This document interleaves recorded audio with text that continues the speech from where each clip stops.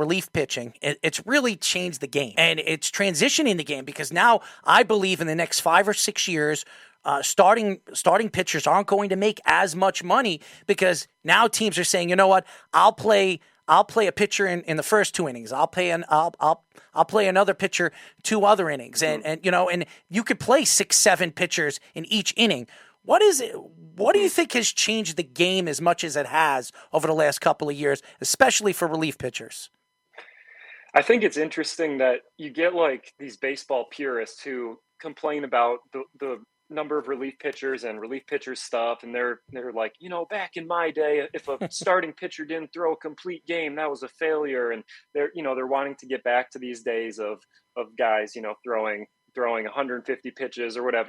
They got their starting pitcher who throws the whole game. But the reality is teams are run by extremely smart people, data analysts, and for better or worse, that's the way probably all sports are going. It's, extremely data driven, and they have their algorithms and their computer models, and making extremely informed decisions.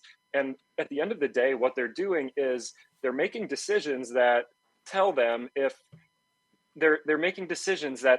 what is going to give them the best chance to win games. And so clearly what is giving teams the best chance to win games right now is getting starting pitchers out of there quicker and getting more relief pitchers in there, pitchers with better stuff, pitchers with more unique arm slots or repertoires, changing the look, not letting hitters get comfortable. And I just think it's clear as day that that's what the data is saying is successful. And the Rays are a classic example. They were kind of the first team to start utilizing the opener, where you got, the relief pitcher throwing 1 inning to start the game, which seemed insane at the time when it happened. But then you started getting all these other teams that copied them, because they probably dug in. They're like, oh yeah, actually this statistically improves our chances of winning in some situations. So it's interesting. And, I that's a good point about starting pitchers and, contracts and stuff. And I will be interested to see how that kind of affects,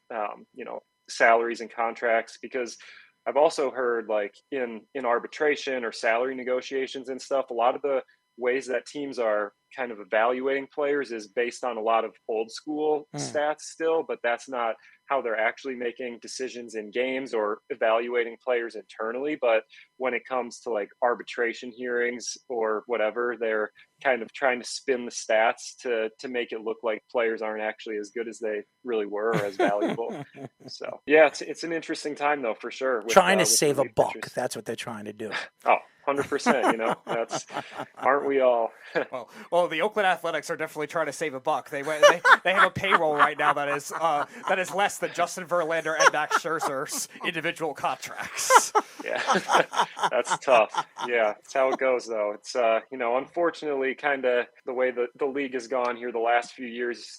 You're almost incentivized a little bit to if you don't think you're a World Series contender, it's maybe more valuable to actually try and lose games. So I think that's constantly an issue that the CBA is trying to resolve, the players union and all that. But I don't have an answer for that, but it is, I wouldn't like to be a fan of a team like that. What fun would that be to be an Oakland A's fan and know that they're not even attempting to put a good product on the field? Well, you play for a team that has done that and still has been winning amidst all that. They still make the playoffs. Yeah.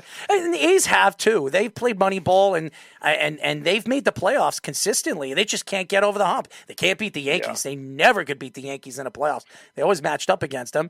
It just never works, because if you want to win a championship, you have to spend a little bit of money. I mean, I'm not saying reach into your pockets and do what Steve Cohen did in the last 2 years, spent over $1 billion.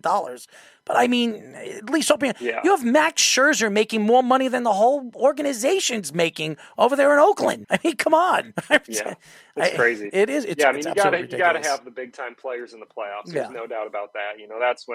That's kind of where legacies are made and cemented and all that. And at the same time, anything can happen. 5-game series, 7 games, even a 3-game series now in the wild card round. Right. So it's a small sample size. So I think it makes for exciting games, but usually, once you kind of get to those 7-game series, like ALCS and all that, you kind of start to see the better teams rise to the top and the better players making plays. So yeah, that's how it goes.